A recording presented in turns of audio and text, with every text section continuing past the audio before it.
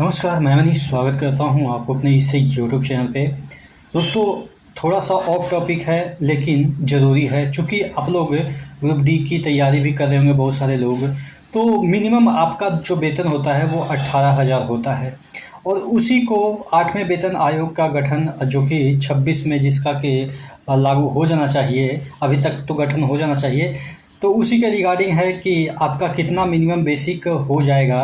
अगर हम बात करें, अभी जो चीज़ें निकल के सामने आ रही है, पेपर में चीज़ें निकल के सामने आ रही है कि आपका दिवाली तक इसका अनाउंसमेंट हो जाएगा कि आपका बेसिक जो है उसमें 45% का इंक्रीमेंट होगा और ये 18,000 से मिनिमम जो बेसिक है वो 26,000 हो जाएगा।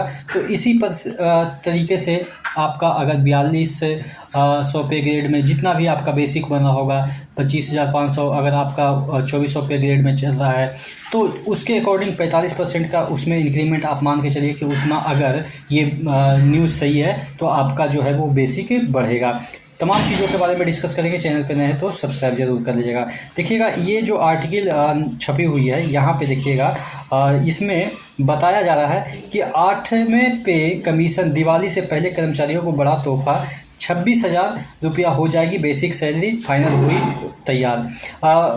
तैयार। यानी कि फाइल तैयार है, आपके जो बेसिक है उसको 26,000 करने की बात की जा रही है। यहाँ पे देखिएगा, 8वें पे कमीशन देश के 50 लाख से ज़्यादा कर्मचारियों को बड़ा तोहफा मिलने वाला है।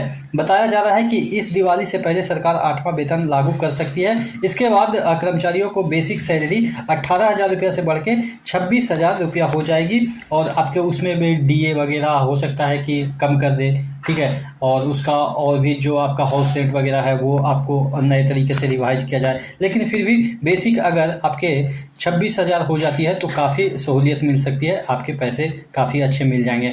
यहाँ पे देख लेते हैं, घोषणा की जा सकती है क्योंकि विभागीय अधिकारी इसकी फाइल तैयार करने के काम में लगे हैं। हालांकि अभी तक आधिकारिक तौर पे कोई घोषणा नहीं हुई है। आपको बता दें कि 8वें वेतन लागू करने की मांग लंबे समय से उठ रही है और उसी के संदर्भ में दरअसल अभी तक कर्मचारियों को बेसिक सैलरी 18 रुपये दी जाती है। उसके बाद तमाम भत्ते लगाए जाते हैं जब सरकारी कर्मचारियों की सैलरी बनती है। लेकिन काफ़ी दिनों से मांग उठ रही है कि बेसिक सैलरी में इजाफा किया जाना चाहिए, यानी कि बेसिक सैलरी कम से कम जो 26,000 होनी चाहिए।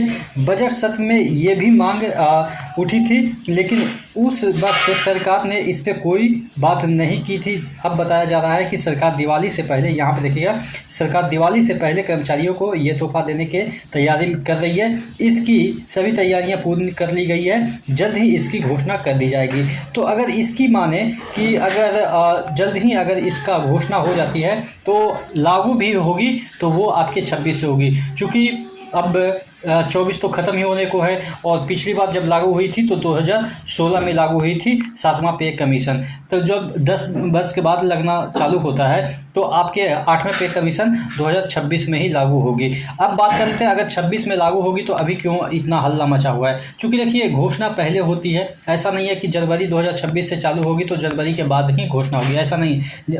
लगभग 1 साल पहले घोषणा हो जाती है। हालांकि 1 साल से भी अभी ज़्यादा समय है, लेकिन फिर भी कम से कम इतना तो घोषणा हो जानी चाहिए थी कि इसका गठन के बारे में हम लोग विचार कर रहे हैं और आपका जो भी चीज़ें हैं वो 26 से लागू हो जाएगी। जितना भी बेसिक बढ़ना है उसका एक फार्मूला तैयार किया जा रहा है, लेकिन फिलहाल अभी ऑफिशियल तौर पे तो नहीं बात की जा रही है। लेकिन जिस तरीके से ओपीएस के मुद्दे पे जो सरकार ने यूपीएस दिया, हो सकता है कि इस पर भी अगर कम से कम 8वां पे कमीशन गठित करे या ना करे, लेकिन हाँ कुछ ऐसे प्रोविजन दे जिससे कि लगे कि हाँ कुछ हमारे पैसे बढ़ोतरी हुई है। नहीं तो 10 साल होने को है, अगर वही पैसे पे अगर ज़िंदगी काटी जाए तो थोड़ा सा मुश्किल तो होता है, लेकिन कोई बात नहीं। अभाव में भी बहुत सारे लोग ज़िंदगी काट लेते हैं, लेकिन क्या किया जा सकता है, आदमी एक्सपेक्ट तो कर ही सकता है। जो रूल है उसके अकॉर्डिंग 10 वर्ष के बाद आदमी एक्सपेक्ट कर सकता है कि हमारा हमेशा से ऐसा बढ़ता रहा है तो इस बार क्यों नहीं बढ़ रहा है। तो बढ़ना चाहिए, देखते हैं कि क्या डिसीजन लेती है सरकार। लेकिन दिवाली से पहले अगर कुछ अपडेट आ जाती है तो अच्छी बात है। कम से कम 1 साल तो हम लोग खुश होकर गुजार सकते हैं कि चलो ठीक है, है अब इस साल नहीं तो अगले साल तो मिल ही जाएगी,